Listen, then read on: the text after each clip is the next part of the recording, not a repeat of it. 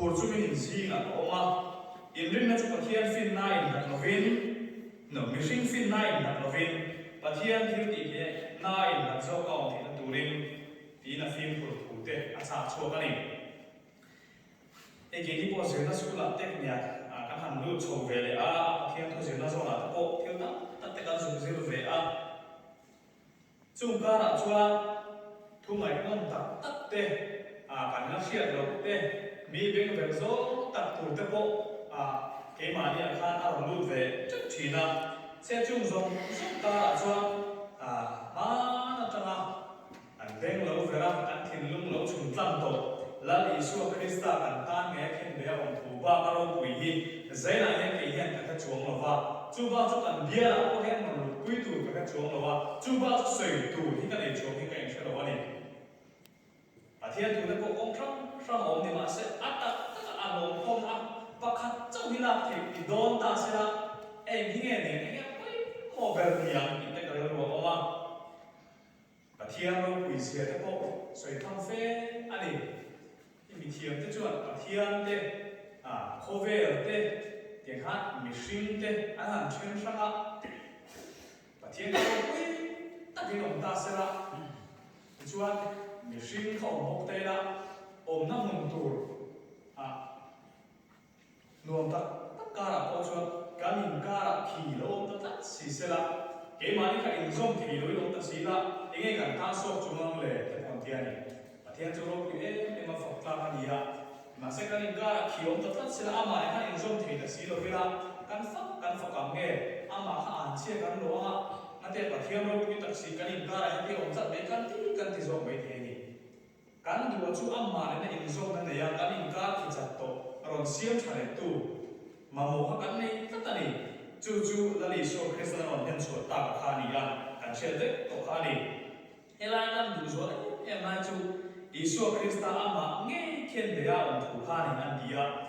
cross thủ cái anh đi thế có hiện chú là tất mà nghe khen để ông thủ cháu lâu chú anh đi cái gì ông sẽ thu tập này đi cần gì thủ lục với tập tên mình là thằng sợi hiền cắm tập cái chú khá thô quý tất mấy khá trôi cả lúc mày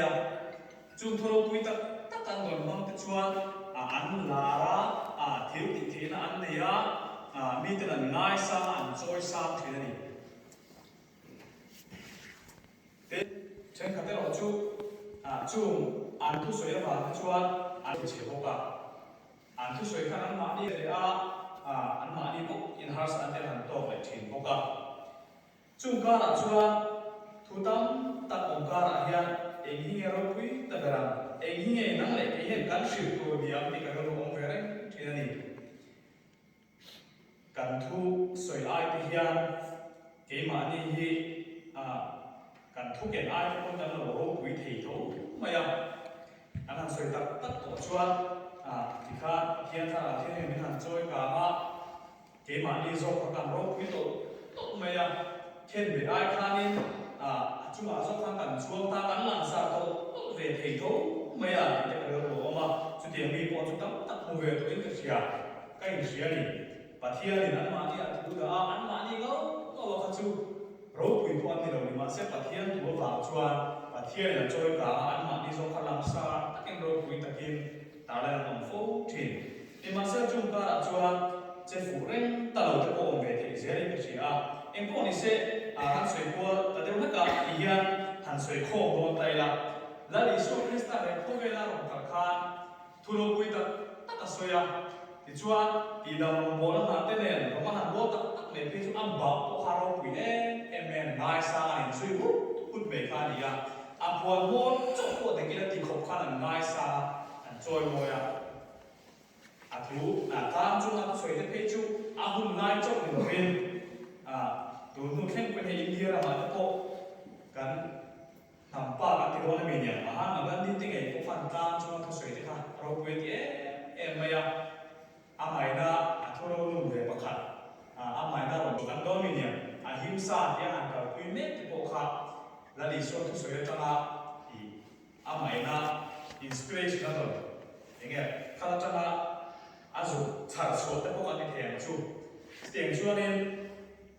thủ thì khá rô quên em mà thả thì Christian bên kia là lý số cái số em cho ông cũng là cho nên India làm cho đám làm đó ăn ngồi thì cái khăn Christian họ cái khăn mình làm phụ liệt là hết ngày ngày chủ thủ khá thả thì rô quên em mà nhìn lý số cái số cái khăn nhưng mà sẽ là mà cũng bây giờ anh chỉ thế khăn Christian ai lệ thủ cả cái chỗ mà vào là lý số Christa khá là lệ chẳng đang thủ ông thủ cả cái chỗ mà vào là lý số cross thủ thì ai lệ chỗ mà sẽ thế có rô quên thì với khả chú ama ông năm buna Christian Hotel phát lộ đã cho nên im rin năm chúng ta quân chúa có quý quân chúa là chiên quân bền thái bên là sặc sặc ưu tiên tỷ kha hàn request anh tia chúng mình hàn request cho Christian Hotel cho là hàn bằng đi mà cho Isua cross mặt tập chúng mà khan đâu quý là tỷ kha anh hàn sa là Isua cross mặt tập cho tận kha anh thì là thế kha quân chúa cả mọi cái gì tia rồi quý gì tia anh tia này nhưng mà sẽ là cái sự đặt khá cho nên chúng chúa là Isu Christa force mà chúng alu tại của cái chỗ mà và thì thế Hindu thì ha Hindu bắt hiện mình anh làm nghe cả Ram mình te khá làm đi nghe cái kia chút điểm chúa alu ni à ole sẽ là hiện năng lại cái ta là coi một chuyện nghe ta là Isu Christa khan thua quý ta tất te soya đi có vẻ là một chuyện khan thì đào mong muốn ta te cả quý nhưng mà sẽ aro quý căn tỷ lại để là chút khai nhất khá chung đi đầu tiên cái gì khai chỉ là khăn cao ta sẽ là gas money còn về là khăn tổ ta sẽ là suy tâm tổ viên alom lệ hệ có về là các cả ma dùng dùng alom suy tổ dùng te ai alom quý dùng và suy tổ hệ dùng thì là gọi cho nên chúng nó bảo là về khăn bằng chung thì ta sẽ biến số sân tích ta sẽ nắng lệ cái gì anh em chẳng nhớ lệ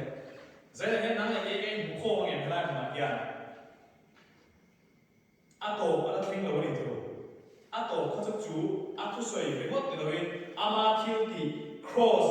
thủ về mất từ đầu cross ama nghe khen béo thủ khác năng lại cái chẳng là chúng ta này chú rô quỳ lan về và thiên thiêu thì thế na anh tiệm có khả cho nó mà cross thủ của quỳ cái gì ăn một em mà thì do thế con suy ra của các kiên mình đã phát hiện về dùng để quay all some beer như thế à thiên thu cần là cho các Bible ra quay một mang in cần phát hiện về dùng phong kim lô na chú thiên về tụi khăn ông về dễ này nhưng mà sẽ là cái mà đi zo anh thiên về đó đi chung hard chỉ là đi chung mà sẽ chú là đi chung là một thiên số tất là đi chung Pharisee thì là suy sẽ bom bom rồi đâu và thiên thu mang in hay thì zo khi này thì là cái phiền trang xuân in anh hàng thì bảo bất trang có họ sẽ chuẩn bị thế nào đó chúng ta tổ rồi cho đi chúng ta cái hàng xuôi anh thì là gì để cho nên chúng ai rồi ai đâu ví dụ cho đi chúng ta thì thủ cái hàng xuôi biết biết mấy cái khác trong biển chúng đi thủ là lý số Christa khác thủ ở có khả năng để rồi nhưng mà sẽ là thủ nó bằng một khả năng để rồi tất cả đâu vì lại là chú cross khả năng mà nghe thiên về là khả năng và thiên thủ ở một thiên này để vài cái mà thủ ở một thiên là khác ta quên công khăn cho nên anh muốn lên thiếu tiền anh làm công số tập nếp như vậy là anh có anh mà nghe thiên béo của cái rô vì cái thứ là tất cả những gì cross và thiên thiếu tiền thì lại cần kỹ của chút là cho nó rất là nhiều tụi nó cho các thiên thủ cần một quy định thì anh mặc tất cả mấy sự tan bị đắng khen về xong thế thì là có lần có đến comment thế là chú khen về thủ hàng công số đó là có đến có hàng gối tất cả là phát ra thủ ra din mukte atin chuan he thu po chu chu in singa ko omlai ta khan mishing fin na in hat lovin pathian ti ti na in hat puin ta le mema in singa ko daw le puin ko ma atia ma cha kon fi la ko mole ka ti to chu tro ko la chu ma kon fi to ve mole ka ti to ni ma sa pathian thu kan ne se ni ke ma ni nge khin be na tu ni to mo kan thin lung cha po tak te cheve hiam ve hắn vay tóc đường thì ta hắn thì cắt tổ về chuyện là thôi chúng ta cả là cái mà do khi mà thì nó do cái mà khen về do của chúng ta đi hắn thì ta cho hắn cắt tổ này thôi và thiên thủ cần hỏi quy là anh xin nghe nhỉ cái mà đi nghe khen về là thủ cross này cần quên cái mà đi nghe khen về là thủ là cắt mẹ đi xua thủ rồi cái đi chú rồi quy tất cả xoay Sudara fana tu not knowing cross kenga tlama ku khenga ma nge khen me la tu khania chu cross thu boy pui tu chu thiu ti the na he khove thi da kan wa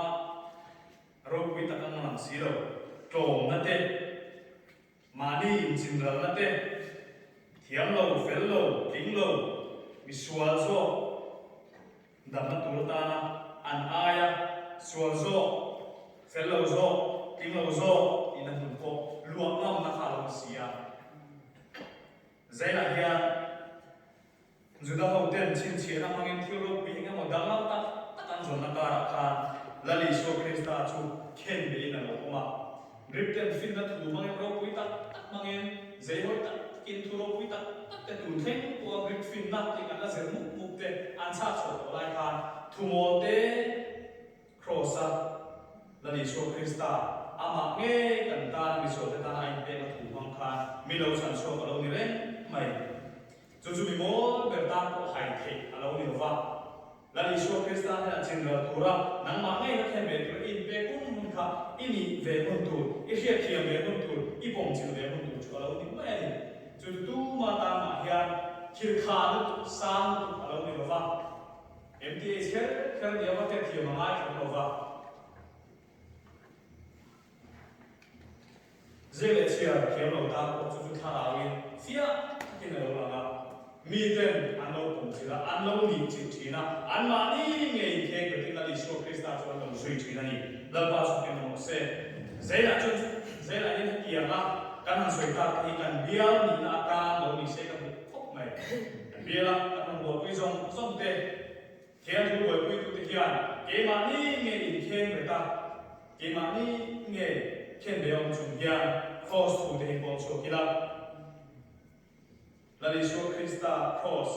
thu po so tu chuan ke ma ni nge khen be nun kan ne angai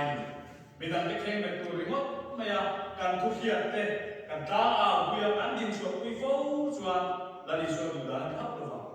ke ma ni so bin khen be kuna te nge kan ong ke ma ni nge ko khen be tu kan in pe tu na hian la khat an ron ti thar le Facebook là mà cái công đồng nếu các hàng sợi cái hiểu mà chu cross chúng ta là lần Isu Christa cái là cross thế tên cross và thiên thiên tỷ thế lộ cross và thiên thiên tỷ thế lộ na tỷ thế cross và thiên tỷ thế lộ na tỷ chu el ve thel pudan bin thang ani ka khami soi kha ni el zo a chuan eng po ni ta sela khati zo ko khan soi fe tham kha lo me ya pathian me kha va te ko kam tak sa ro ko ta the kha nang le ke wa in thiu ti the lo in a lo na kha ta me ya khen me ya na kha ta me ni tin ju ti ro chuan cross thu boy pui se e ma la isu an khen me na ngai cross ai chừng là nó cross thì đâu cross đằng bồi quy bộ không về thế này, còn về mình cái point đằng bồi quy sao về thế về cross rồi mình cứ mình chú fashion nào tên thì ra in chế nào thì cần mang cross à thì cần có ra thì khan pizza à tên nên gai tên khan nhưng mà sẽ ăn mà đi mình khen về thì xí đâu khen về ai cho in ta cho chú mình mang là sum lâu xiêm cho thì khan vai không có nó quạt đấy nhưng mà khi thì cần dùng ống về cross tập in tụ thật ra là anh lấy đàn của nó thiệp ăn tốt ăn hẳn xiêm cái con chú mỗi về đấy ôi này lấy mà tôi đâu mà để xem cũng biết là một của ta cái hẳn ta nó mẹ thì cái khác chắc không mẹ sẽ chung không buổi quý đàn cross buổi quý đàn chú là đi xuống buổi quý tôi biết tỷ đàn này chơi làm rồi không mẹ anh nhỉ cho xuân làm luôn ăn thì thế anh luôn là khen về luôn là khăn nó lúc đầu đấy này là đi xuống cho mà nghe khen về mình he cross của cái lòng champion quên đi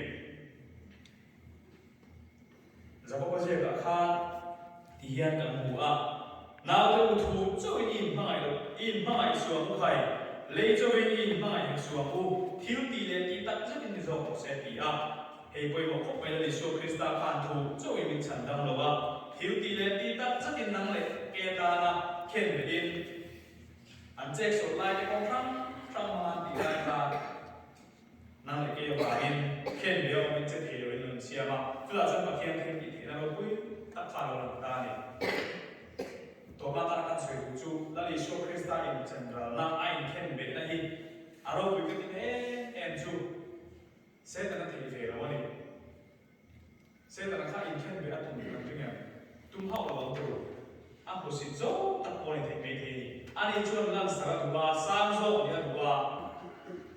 din kun sang zo ka cha ko ta ki no om se la ni kha la li show lo chuan a le tin che in ngai tho nei sẽ là thể dục cao đồng thể chất mình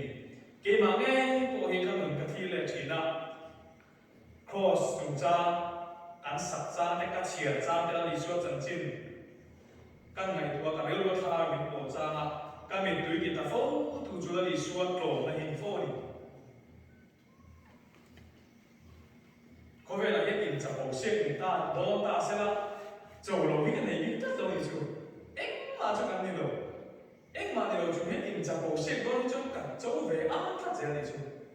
in đi về một cái lâu kỳ thì hắn tăng phát ra này chung cả thiếu này làm cái ai thôi một lẽ mà vào mà sẽ cắt thêm lúc này là tăng sang về em chuyển mẹ thì tất em mà chưa cần cái sợi thì cũng là biết cắt sợi tràn ra này hàng ngày có chiêu là in chặt bộ xe người ta sẽ là chỗ đầu in định đi cái rồi nhưng mà sẽ là cần phê na phố để ta đi xuống Krista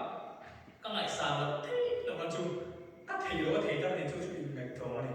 in chừng là right thì cái đi mình xin mấy ngày con ấy mà chọn tụi này là con in chừng là các em lại và thiên phật bán nhất là in chừng là cho tụi nắng lại cái này cái thì à ha và cũng có chỉ bảy bụng mấy đâu chút thì cũng nó to mày này cái mà nhé ta lên nó không về nó thiếu thì nó về ăn thú đấy đâu thế hàng cổ chung mà cái hàng cá sàn về sẽ trên dưới thế này của cho tụi khen về mình đi đang mà một bèo chuyên về lo đi tụi à thu nó chụp cái lỗ có hết đi đâu tụi cái em thì mà sẽ cái mà đi hành trình rồi đó chính cho à hát thì nó tụi mình làm chuyện này kiểu do khi nghỉ hàng thì cái à các ngài đã hạ chuan đi tất dễ mò à mà thủ mai mình hành trình đó làm tụi mà hết thì lại con phăng mang sáng cái page chuan hết thì lại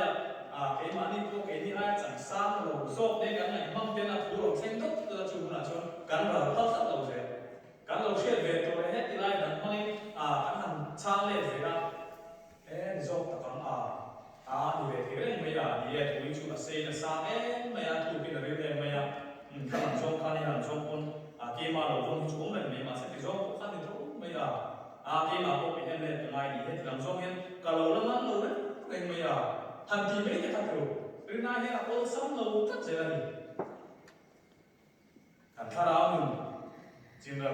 tất là khá cross tụi nó kiểm tra tất mấy gì à đi xa để thà nào hiện chính rồi cái này là cái thiên thì là làm chuyện này kan biết là có hiện là đi số Krista thuกันบ่อยคุยนะเฮียนตรงกันบ่ทั้งทั้งเฮียนมานี่nghe khen về tao đi xuân in san là nó thuêกันบ่อยคุยกันนี่เสร็จแล้วcái màนี่khen về chúng in khen về tụi hi cái bộ số dễ để bu chúng ta chọn cái thiên thì nó cũng là cái gì na chẳng dễ lắm đó bạn